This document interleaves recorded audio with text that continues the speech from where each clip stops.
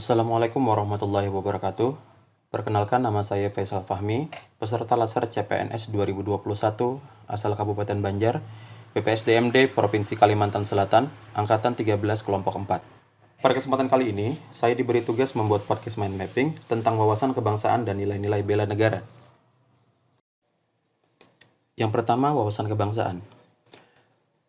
Wawasan kebangsaan sendiri dapat diartikan sebagai konsep cara pandang bangsa Indonesia mengenai diri dan lingkungannya, mengutamakan kesatuan dan persatuan wilayah dalam penyelenggaraan kehidupan bermasyarakat, berbangsa, dan bernegara. Dari definisi itu, kita bisa memahami pentingnya pengetahuan tentang kedirian. Tentu saja, yang dimaksud di sini adalah kebangsaan, bangsa sebagai diri. Bangsa sebagai lingkungan yang dalam konteks Indonesia terbentuk atas kemajemukan atau keanekaragaman. Pengetahuan ini menjadi basis kesadaran yang digunakan untuk memandang seluruh aspek kehidupan. Artinya, ketika kita memahami wawasan kebangsaan, kita perlu menggunakan itu sebagai cara pandang kita dalam melihat sesuatu, termasuk dalam mencapai tujuan bersama sebagai suatu bangsa. Sampai di sini, wawasan kebangsaan dapat disimpulkan sebagai landasan bersama dalam upaya mencapai visi besar bangsa Indonesia. Selanjutnya adalah sejarah pergerakan kebangsaan. Sejarah pergerakan kebangsaan ditandai dengan berdirinya organisasi Budi Utomo pada tanggal 20 Mei 1908 di Gedung Stovia, Jakarta. Organisasi Budi Utomo didirikan oleh para pemuda pelajar Sekolah Dokter Jawa atau Stovia yang diketuai oleh Sutomo. Organisasi ini menjadi organisasi nasional pertama yang lahir di Indonesia. Kehadirannya sebagai organisasi pertama membuat organisasi Budi Utomo menjadi pelopor bagi gerakan kebangsaan di Indonesia. Kehadiran Budi Utomo itu kemudian disusul dengan berdirinya organisasi-organisasi yang lain, seperti Sarekat Islam, Indis Partij, Muhammadiyah, dan beberapa organisasi pemuda dan pergerakan lainnya. Selanjutnya, pada tahun yang sama pada tanggal 25 Oktober 1908, berdiri sebuah organisasi dengan nama Perhimpunan Indonesia, atau disingkat PI. Perhimpunan Indonesia merupakan organisasi pergerakan nasional pertama yang menggunakan istilah Indonesia. Bahkan, Perhimpunan Indonesia menjadi pelopor kemerdekaan bangsa Indonesia di kancah internasional. Peristiwa bersejarah selanjutnya adalah Kongres Pemuda pertama. Kongres Pemuda pertama dilaksanakan pada tanggal 30 April hingga 2 Mei tahun 1926 di kawasan Lapangan Banteng, Jakarta.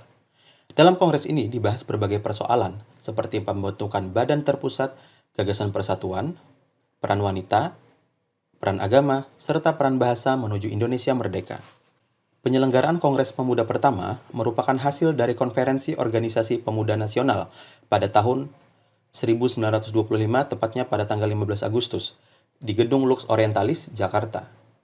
Hasilnya, dibentuk panitia untuk menyelenggarakan Kongres Pemuda Indonesia dengan Ketua Muhammad Tabrani, dibantu Sumarmo sebagai Wakil Ketua, Jamaluddin Adinegoro sebagai Sekretaris, dan Suwarso sebagai Bendahara. Kemudian pada tanggal 27 sampai 28 Oktober tahun 1928 diadakan Kongres Pemuda kedua. Kongres Pemuda kedua berawal dari sebuah keprihatinan atas gagalnya upaya Kongres Pemuda pertama yang diadakan pada tahun 1926 untuk segera mewujudkan cita-cita persatuan pemuda.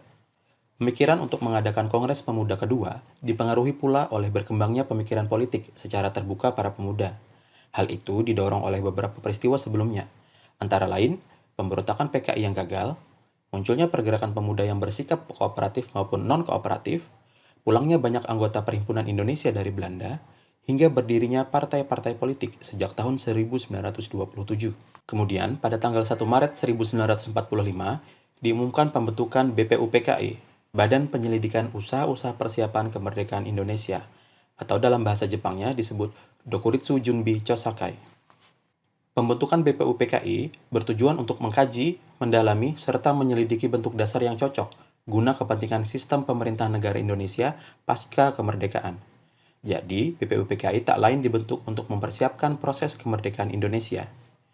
Sementara bagi Jepang, tujuan dibentuknya BPUPKI adalah untuk menarik simpati rakyat Indonesia agar membantu Jepang dalam perang melawan sekutu, dengan cara memberikan janji kemerdekaan kepada Indonesia.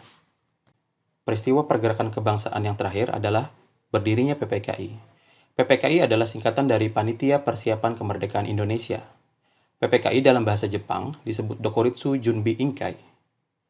PPKI memiliki tugas yaitu melanjutkan hasil pekerjaan dari BPUPKI setelah BPUPKI dibubarkan oleh Jepang pada tanggal 7 Agustus 1945. PPKI awalnya memiliki 21 anggota, namun pada akhirnya, tanpa sepengetahuan Jepang, PPKI menambahkan 6 orang anggota lainnya. Kemudian, dalam wawasan kebangsaan, dikenal istilah 4 konsensus dasar. Indonesia memiliki 4 konsensus dasar berupa Pancasila, Negara Kesatuan Republik Indonesia, Undang-Undang Dasar 1945, dan Semboyan Bhinneka Tunggal Ika. Selain itu, Indonesia juga memiliki identitas bangsa yang terdiri dari bendera, bahasa, lambang negara, serta lagu kebangsaan. Bendera Negara Kesatuan Republik Indonesia yang selanjutnya disebut bendera negara adalah sang merah putih. Bahasa Indonesia yang dinyatakan sebagai bahasa resmi negara dalam pasal 36 Undang-Undang Dasar Negara Kesatuan Republik Indonesia tahun 1945 bersumber dari bahasa yang diikrarkan dalam Sumpah Pemuda tanggal 28 Oktober 1928 sebagai bahasa persatuan yang dikembangkan sesuai dengan dinamika peradaban bangsa.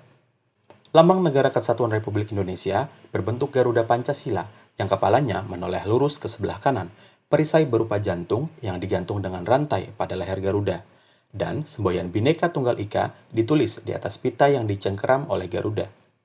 Sedangkan lagu kebangsaan adalah lagu Indonesia Raya yang digubah oleh Wage Rudolf Supratman. Nilai-nilai bela negara. Bela negara adalah tekad, sikap, dan perilaku serta tindakan warga negara baik secara perseorangan maupun kolektif dalam menjaga kedaulatan negara, keutuhan wilayah, dan keselamatan bangsa dan negara yang dijiwai oleh kecintaannya kepada Negara Kesatuan Republik Indonesia yang berdasarkan Pancasila dan Undang-Undang Dasar Negara Republik Indonesia tahun 1945 dalam menjamin kelangsungan hidup bangsa Indonesia dan negara dari berbagai ancaman. Sejarah bela negara dimulai pada tanggal 19 Desember 1948 yang juga bertepatan dengan Hari Bela Negara. Hari Bela Negara ditetapkan dengan Keputusan Presiden Republik Indonesia Nomor 28 Tahun 2006 tentang Hari Bela Negara. Hal ini dipertimbangkan karena tanggal 19 Desember 1948 merupakan hari bersejarah bagi bangsa Indonesia. Pada tanggal tersebut, terbentuk Pemerintahan Darurat Republik Indonesia dalam rangka mengisi kekosongan kepemimpinan Pemerintahan Negara Kesatuan Republik Indonesia.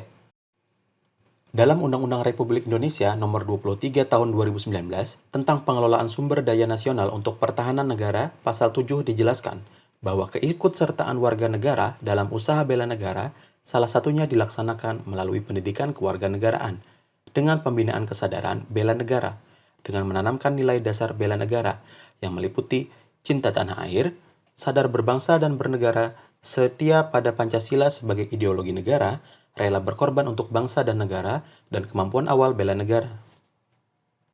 Poin terakhir adalah implementasi nilai dasar bela negara, berupa memegang teguh ideologi Pancasila, setia dan mempertahankan Undang-Undang Dasar Negara Republik Indonesia tahun 1945, serta pemerintahan yang sah, mengabdi kepada negara dan rakyat Indonesia, menjalankan tugas secara profesional dan tidak berpihak, membuat keputusan dan berdasarkan prinsip keahlian, menciptakan lingkungan kerja yang non-deskriptif, menciptakan lingkungan kerja yang non-diskriminatif, memelihara dan menjunjung tinggi standar etika yang luhur, mempertanggungjawabkan tindakan dan kinerja kepada publik, memiliki kemampuan dalam melaksanakan kebijakan dan program pemerintah, memberikan layanan kepada publik secara jujur, tanggap, cepat, tepat, akurat, berdaya guna, berhasil guna, dan santun. Demikian penjabaran podcast yang saya sampaikan. Semoga bermanfaat. Assalamualaikum warahmatullahi wabarakatuh.